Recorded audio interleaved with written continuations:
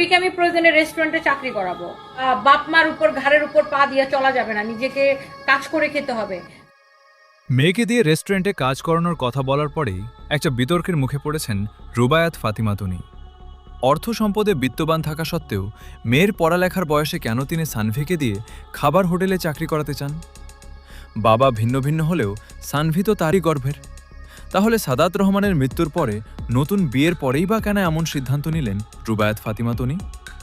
তবে কি ছেলেকে পরিপূর্ণ অধিকার দিয়ে অন্য ঘরের জন্মের মেয়েকে তুচ্ছ-তাচ্ছিল্য করছেন তনি?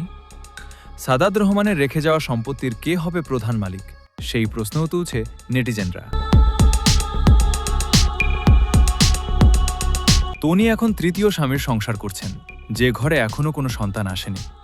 তবে এর আগে দুই স্বামীর সংসারে একে একে দুটি সন্তান তিনি জন্ম দিয়েছেন, যার মাঝে প্রথম স্বামীর সঙ্গে বিচ্ছেদ ও দ্বিতীয় স্বামী সাদাত রহমানের মৃত্যু ঘটায় দুই সন্তানের সম্পদ ভাগাভাগির একটা সমীকরণ মেলাতে দেখা যায় নেটিজেনদের। যদিও সে বিষয়ে কখনোই কোনো মন্তব্য করেননি তনি। তবে সানভিকে রেস্টুরেন্টে চাকরি করানোর কথা বলার পরে অনেকে প্রশ্ন তুলেছে, সানভি যদি চাকরি করে তবে তার শিক্ষা জীবনের কি হবে? যদিও তনি এটা বলেননি যে সানভিকে তিনি পড়ালেখা করাবেন না। তিনি বলেছেন, পড়ালেখার পাশাপাশি কি করে উপার্জন করে খেতে হয় মেয়েকে তিনি সেই শিক্ষা দেবেন।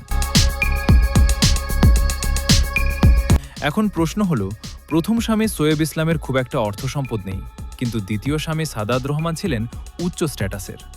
আর সানভি যেহেতু সোয়েব ইসলামের জন্ম, সেক্ষেত্রে সে নিশ্চয়ই সাদাত রহমানের উত্তরাধিকারী নয়। তাহলে সানভির জন্য কি ভাবছেন তনি, সেটা নিয়েও অনেকের মাথা ব্যথা প্রকাশ পায়। কিন্তু বাস্তবতায় দেখা যায় তনি তার দুই সন্তানকেই উচ্চ পড়াশোনার জন্য লন্ডনে শিফট করেছেন।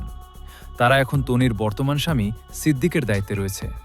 বলতে গেলে পিতাহারা সন্তানেরা তাদের বাবাকে খুঁজে পেয়েছে। এছাড়া লন্ডনের মতো একটা জায়গায় পড়াশোনা ও সেখানকার নাগরিকত্ব কোনো সাধারণ বিষয় নয়। অর্থাৎ তনি যে তার দুই সন্তানকেই পর্যাপ্ত অধিকার দিচ্ছেন, এতে কোনো সন্দেহ নেই। কিন্তু সমালোচকদের এই জঘন্য বিতর্ক সর্বদাই একটা নেতিবাচক আলোচনা তৈরি করে, যা কখনো কখনো ব্যক্তিজীবনে চরমভাবে প্রভাব ফেলে।